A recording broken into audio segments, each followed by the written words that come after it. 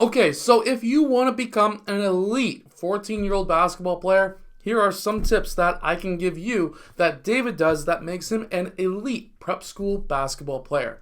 Let's get down and let's check out some of the things that he does. Okay, so number one is being able to have a high vertical jump. This is extremely important. Obviously, this is not going to just allow you to dunk the ball at the age of 14, but what this is going to allow you to do is to get more rebounds, and getting rebounds is extremely important. As Kawhi Leonard said many years ago, boardman gets paid, which means that if you can get more rebounds than other players, even if you are a guard as David is, you are going to be a lot more useful to that team or whatever team you are playing on. So having a high vertical jump obviously allows you to dunk the ball, allows you to get higher on your layups so it's harder to block, but it also allows you to get more rebounds, which is massively important. Now in this clip, if we are watching what David is doing right there, this is also something that is very important. So he comes over for help defense, has his hands straight up. He does not commit a foul. He makes that shot as tough as possible. He then gets the rebound and then he pushes the ball with his head up, looking for outlet and passing options.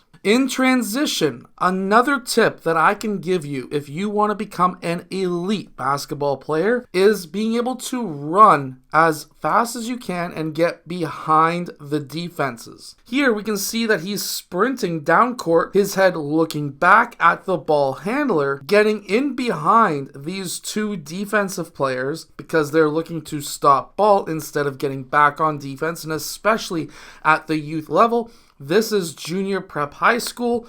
David is a 2029 player, and he is able to get behind the defense because they wanted to try and stop the ball early, and David was able to get in behind. We were able to see it.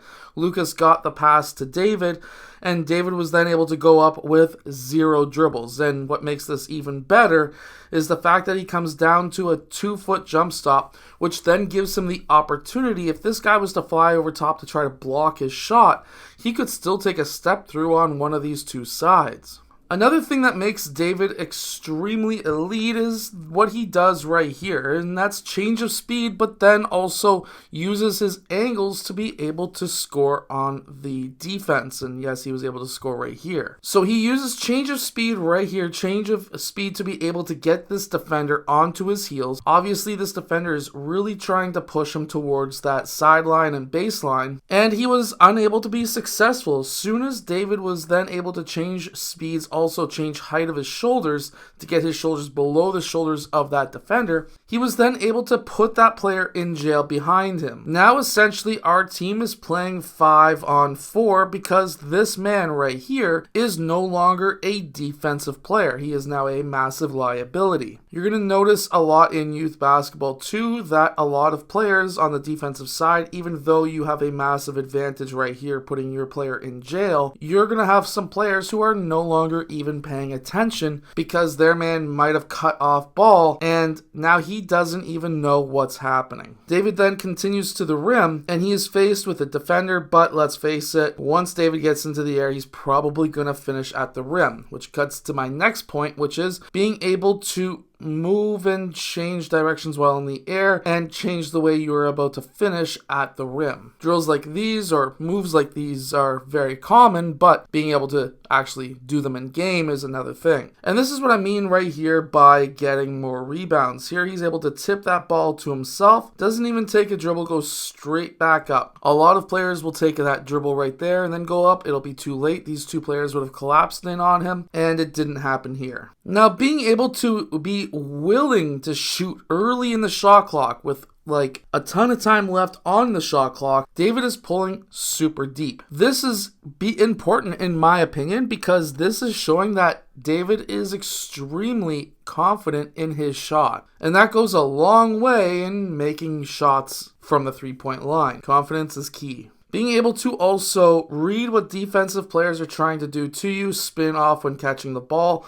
Now again, in a 5-on-4 situation because this player overplayed, faced with another high-level player who then plays at least in this case, played on his heels and allowed David to get right to that rim very easily. In fact, that should have been a dunk. Being able to go coast to coast is also very important here. He gets that ball back off of that full court trap.